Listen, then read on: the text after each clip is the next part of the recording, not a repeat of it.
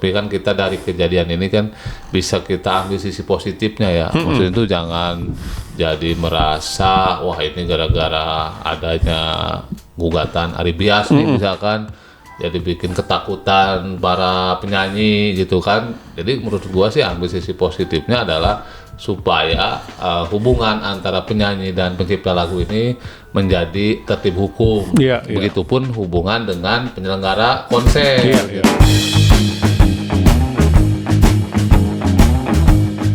Assalamualaikum warahmatullahi wabarakatuh. Waalaikumsalam warahmatullahi wabarakatuh.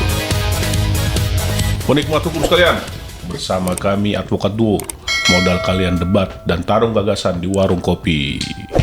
Gimana kabar? Kabar alhamdulillah baik-baik saja. Alhamdulillah. Suasana Idul Kurban gimana, Bro? Suasana Idul Kurban seperti biasa, habis potong bagi-bagi daging lalu kita makan sate, bikin sop dan lain-lain. Nuansanya gimana, Bro? Ya nuansa agak bening-bening gitu, Bro. Berarti sesuai dengan nuansa bening nih, Bro ya. Iya. Waduh. Berarti yang nuansa bening lagi panas nih, hangat. Karena lagi digugat. Digugat juga ya. Gugat juga kayaknya model-model ternyata benar yang ditakutkan ini mungkin oleh para penyanyi. Dari kasusnya Agnes mau lawan Ari Bias bergulir nih masalah-masalah yang lampau. Ini kayaknya bukan ini doang nih yang terakhir. Akan ada lagi nih. Selama putusan Agnes Mo juga belum inkrah lawan Ari Bias, dari ini akan banyak lagi. Ini lagu Kenan yang mana, Bro? Yang nuansa bening nih kayak gimana? Gue juga tahu nggak lo gitu? Gue agak lupa inget. Lagu nuansa bening Nuansa ya? bening kan lo itu bilang lagi nuansa bening. Iya, gue sih judulnya tahu ya, cuma kalau liriknya sih nggak begitu hafal. Cuma yang gue ingat tuh, oh terasa indah. Jangan ganti-ganti. Benar kan itu? Hah? Bukan. Apa tuh? Bukan, pokoknya berarti lu memang ditakdirkan jadi lawyer bukan jadi penyanyi, Bro. Emang salah lirik gua? Tiada yang hebat, Bro. Oh iya, tiada yang hebat. Gue ngetes cuma ngetes yang awal doang. Oh, terasa indah. Terasa indah. Tiada yang hebat dan mempesona. Saat kau lewat ya. Saat kau lewat. Kok gue jadi terasa indah sih? Lu lagi ada hubungan apa sama indah, Bro? salah sorry penonton, salah, gue nggak tahu lirik. Ya berarti tadi lu memang nggak ada bakat jadi penyanyi. Iya, memang nggak selalu jadi lawyer. Betul. Nah ini seperti biasa. Kenapa digugat dan kronologinya lah sedikit lah.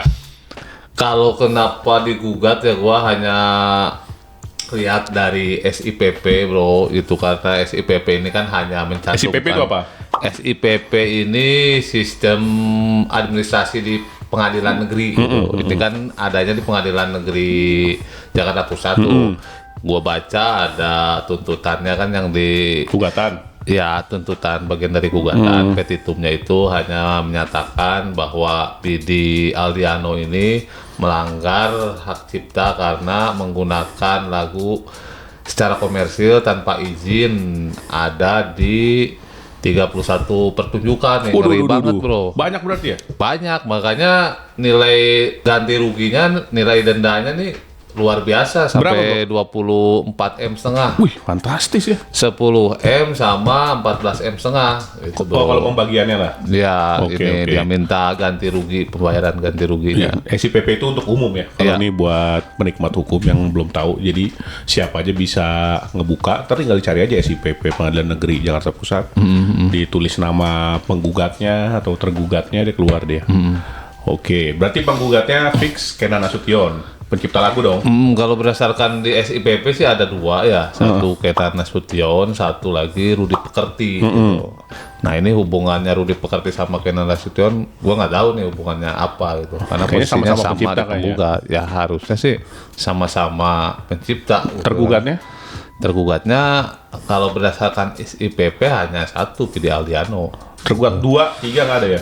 Nggak tercantum di dalam SIPP, tapi nggak tahu kalau di dalam asli gugatannya. Kadang-kadang suka beda ya? Karena kan kalau perkara perdata di pengadilan ini baru bisa kita cek data lengkap itu setelah adanya putusan. Perdata khusus kan?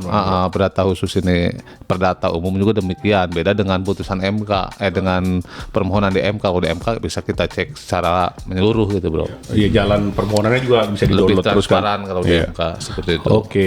Terus berarti selama ini yang kita tahu juga di SIP, karena kita baca SIPP ya, berita-berita, nggak ada tergugat 2, 3 dan seterusnya, dan nggak ada turut tergugat. Kalau gue berpikiran gini, ya ini memang wajar nggak ada tergugat 2, 3 dan selanjutnya, pun nggak ada turut tergugat, karena kan pertunjukannya banyak. Ya, kalau Jadi kan penyelenggara pertunjukan atau penyelenggara konser, ya kan harus satu-satu ditarik tuh. Kalau jadi turut tergugat atau jadi tergugat 2, 3 dan seterusnya. Pertimbangan lu? Ya kalau berdasarkan itu yang dilakukan pelanggaran oleh Pidi Aldiano itu ada sebanyak 31 pelanggaran. Dari totalnya kan 31 pelanggaran. Nah itu bisa lebih dari 1 pertunjukan. Artinya kalau kita tarik pelaku pertunjukan atau penyelenggara konser, pelaku pertunjukan ini kan bagian dari penyelenggara konser. Salah satunya itu bisa termasuk gitu kan. Itu kan kalau ditarik sebagai pihak dalam gugatan pasti kan lebih dari 1 gitu. Kemungkinan bisa lebih dari 1 gitu. Nah memang kalau secara konstruksi gugatan itu kan kalau gua berpendapat ya harusnya orang yang ada kaitan atau hubungan hukum dengan peristiwa pelanggaran tersebut itu harus ditarik sebagai pihak dalam pokok perkara supaya melengkapi dalil gugatan si penggugat dan konstruksi hukumnya lengkap gitu, bro. Gitu. Seperti itu kalau gua sih harusnya ditarik gitu. Berarti kalau misalnya yang ini nggak lengkap, ada kemungkinan ini ditolak gitu? Atau apa nih? Ya kalau tidak lengkap mah itu tidak dapat diterima. Tidak dapat terima. Ya, karena lebih kepada formalitas gugatan. Atau gugatannya mungkin tidak mengikut sertakan misalnya secara posita dan petitumnya, jadi ramus sedemikian rupa biar nggak ada sangkut pautnya dengan penyelenggara konser gitu kan? Iya bisa jadi gitu karena kita nggak lihat gugatannya secara utuh. Cuma kalau secara kasat mata ya karena pelanggarannya ini melibatkan penyelenggara konser, karena dalam suatu pertunjukan itu harusnya ya pasti ada penyelenggara konsernya lah yang ditarik sebagai pihak turut tergugat atau tergugat 2 gitu. Seperti itu, bro. Nah ini juga yang jadi concern kita kan. Ini jadi pembicaraan juga bahwa kalau di perkara perdata biasa kan, tentu ada kerugian material dan imaterial. Material kan jelas bisa dihitung lah. Imaterialnya itu juga bisa kita kasih komponen lah. Kadang-kadang walaupun ada beberapa orang yang imaterialnya asal tulis aja psikologis sekian ratus juta apa sekian ratus miliar, tapi nggak ada ininya, nggak ada dasar penghitungannya.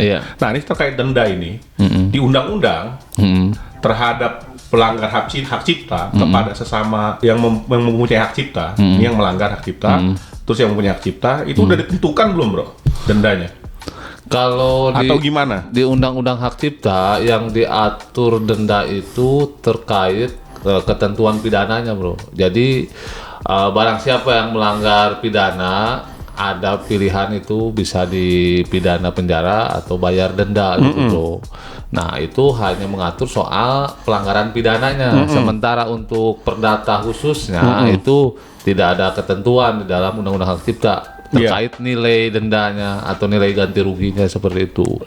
Jadi gua berpendapat nilai denda atau ganti rugi yang dituangkan dalam petitum atau tuntutannya si penggugat ini nilai satu pelanggaran atau satu pertunjukan itu 5 miliar, gua rasa itu menjadi acuan dari pasal 113 yang dijadikan acuannya pasal 113 itu. Tapi bukan berarti merujuk dari pasal 13 itu hanya sebagai acuan aja karena si penggugat kan pastinya tidak menyangkut pautkan dengan pasal 113 karena ini bukan peristiwa pidana kan. Karena ini yang digugat kan perdata khususnya gitu. Jadi dia ngomongnya negara aja ngasih denda segini. Nah, itu gua sebagai orang yang dilanggar hak ciptanya ya sama dong nilai dendanya, begitu aja logikanya kan. Persis seperti logika yang dibangun pada saat konstruksi hukum tentang terkait pembayaran ganti rugi di Agnes Mo sama Aribias. Aribias. Iya, seperti itu. Mengacu pasal 113 tapi bukan ketentuan pidananya tapi bukan nilai ketentuan dendanya pidana, itu ya. nilai angkanya aja gitu. Ya, kebetulan di PN diterima waktu itu ya. Ya, betul seperti itu. Berarti ini masih seru, Bro. Ya masih akan terus berlanjut lah, nanti pasti ada lagi. Nah, tapi kan kita dari kejadian ini kan bisa kita ambil sisi positifnya ya. Maksudnya itu jangan jadi merasa wah ini gara-gara adanya gugatan Aribias nih misalkan jadi bikin ketakutan para penyanyi gitu kan. Jadi menurut gua sih ambil sisi positifnya adalah supaya hubungan antara penyanyi dan pencipta lagu ini menjadi tertib hukum. Begitupun hubungan dengan penyelenggara konser gitu. Jadi hak dan kewajibannya diatur lebih spesifik lagi gitu. Jadi ambillah sisi positifnya gitu. Jangan tendensius langsung menyalahkan pihak si pencipta lagu aja gitu. Siapa tahu dari kejadian ini kan makin adanya perkembangan hukum yang lebih bagus buat kesejahteraan para penyanyi ataupun penyelenggara lagu, pencipta lagu ataupun penyelenggara konser seperti itu. Ambillah sisi positifnya gitu, Bro. Karena gini ya, kalau gue ini sedikit aja buat pertanyaan bagi gue. Untuk yang pencipta lagu atau yang mempunyai hak cipta itu kan kadang di PP apa permen waktu itu ya. Itu ada ketentuan ya kan dibayar berapa persen gitu. Lampiran SK kan ya. Kementerian Hukum. Tapi yang lucunya kalau penyanyi itu yang memanfaatkan ciptaan lagu itu nggak ada ditentukan oleh negara sekian pembayarannya. Jadi sebenarnya kan bisa-bisa aja harusnya namanya yang punya barang kita kan mempunyai hak eksklusif atas barang itu. Ya kita harusnya bebas dong memberikan tarif. Ya kayak kita beli sesuatu aja gitu bro. Kayak beli game, lu pemain game nggak lu? Di Play Store itu kan apps atau game itu kan hak cipta juga dong. Dan dia bebas. Harga apps gua sekian, siapa aja mau make bebas gitu. Kan bisa gitu juga nggak? Iya, ini sama. Kenapa negara menentukan? Iya, ini sama persisnya.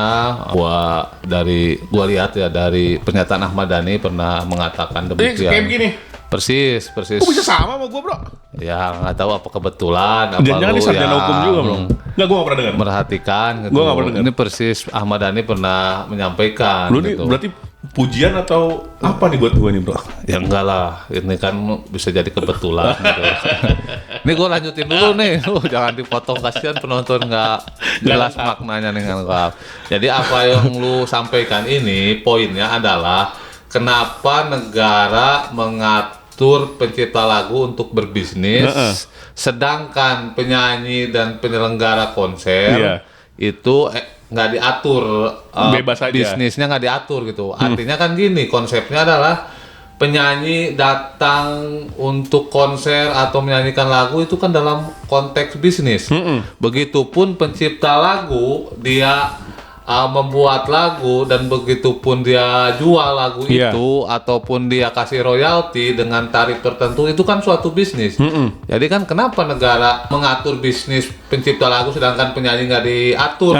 Itu kan poinnya kan. Nah itu yang jadi persoalan para pencipta lagu ini gitu bro. Jadi memang ya harusnya direct lisensi itu bisa dijalankan menurut pencipta lagu kan. Iya, tapi ada sisi harus ada kesepakatan terlebih dahulu di awal gitu dengan si pencipta lagu gitu. Nah, itu fungsinya lah. Setiap penyanyi itu harus diatur dulu dalam perjanjian perdata dengan penyelenggara konser terkait dengan pembayaran dia dan royalti bagi pencipta lagu. Mekanismenya harus jelas dulu. Gitu. Jadi si pencipta lagu nggak merasa diabaikan hak-haknya seperti itu bro. Gitu. Ya Google Play aja kan tadi Google Play aja bisa kok ngatur apps. Mudah sebenarnya kan seperti kita main pakai apps saja. Pakai apps ini bayar sekian, pakai apps ini bayar sekian, beli ini bayar sekian. Oke. Buat gua berarti ini ya bisa bergulir dengan banyak kasus dan banyak yang dirugikan atau bisa juga mereka buat jadi duduk bareng dan sama-sama merelakan sesuatu lah karena nggak mungkin standingnya kudu harus dan pokoknya semua di posisi itu kan. Penyanyi maupun pencipta lagu jangan sampai makin menjauh nanti dunia perkonseran, dunia ini tidak kondusif buat hak cipta dan juga buat masyarakat gitu sih. Tapi buat kita penikmat hukum enak juga nih karena ada kasus-kasus gini kan ada jadi landmark decision. Kita nunggu juga nih kasusnya Ari Bias sama Agnes kan sampai dikasasi kan kalau inkrah tuh. Terus putusan MK uji material, undang-undang hak cipta berlanjut atau enggak.